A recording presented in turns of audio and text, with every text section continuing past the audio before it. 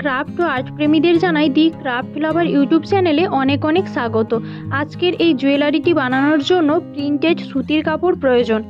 আমার কাছে যে সুতির কাপড়টা ছিল সেটা একেবারেই পাতলা, দেখো একেবারেই ট্রান্সপারেন্ট। তার জন্য এটাকে একটু থিক বানানোর জন্য আমি এইরকম একটা সুতির কাপড় নিয়েছি, তার উপরে ফেব্রিক গ্লু দিয়ে এইভাবে ট্রান্সপারেন্ট কাপড়টাকে আটকে দিচ্ছি, যাতে এটা ট্রান্সপারেন্ট না থাকে, একেবারে মোটা সুতির কাপড় মনে হয়। তোমরা যে কাপড়টা ইউজ করবে সেটা যদি মোটা হয় তাহলে এই স্টেপটা স্কিপ করবে, আর যদি আমার মতো কাপড়টা ট্রান্সপারেন্ট হয় তাহলে এই রকম করে একবার ট্রাই করতে পারো। তারপরে দেখো কার্ডবোর্ডের যে রাউন্ড শেপের পিসগুলো কেটেছিলাম তার গায়ে ফেব্রিক গ্লু দিয়ে কাপড়গুলো আটকে নিচ্ছি।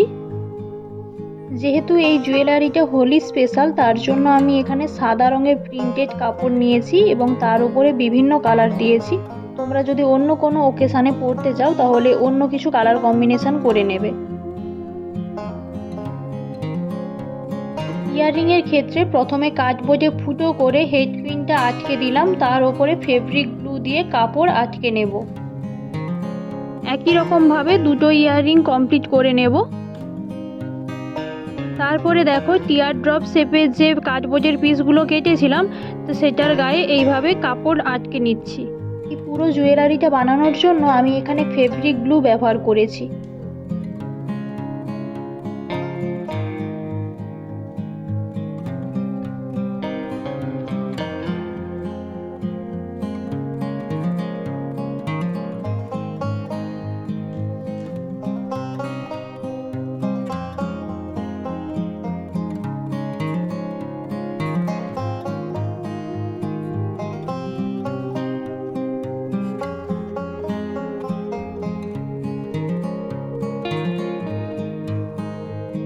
একই রকমভাবে আরও কিছু পিস করে নিয়েছি বিভিন্ন কালারের। এবারে দেখো ইয়াররিংয়ের ব্যাক সাইডে ফেব্রিক গ্লু লাগিয়ে কাপড় লাগিয়ে নিচ্ছি।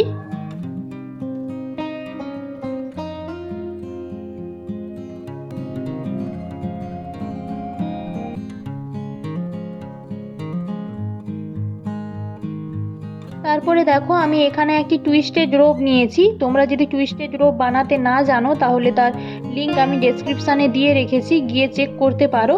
দেখো রোপটাকে প্রথমে হাতে এইভাবে কিছুটা পরিমাণ পেঁচিয়ে নিচ্ছি, তারপরে লকেটের মাঝে ফেব্রিক গ্লু দিয়ে আটকে দিলাম।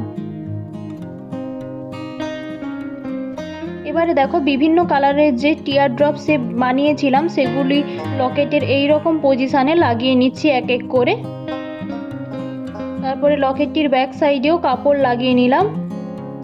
এখানে আমি ইয়াররিংয়ে একটা করে টিয়ার ড্রপ শেপ লাগিয়েছিলাম, কিন্তু পরে আমি আরও দুটো লাগিয়েছি। এবারে দেখো লকেটটার দু সাইডে প্রথমে সুচ দিয়ে ফুটো করে জাম্প রিং আটকে দিলাম।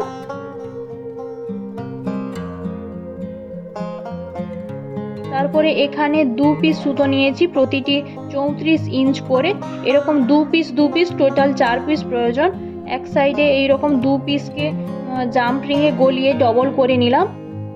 সুতোগুলোর এক সাইড এইভাবে গ্লু দিয়ে একটু মসৃণ করে কটন বলগুলি এক এক করে গেঁথে নিয়েছি।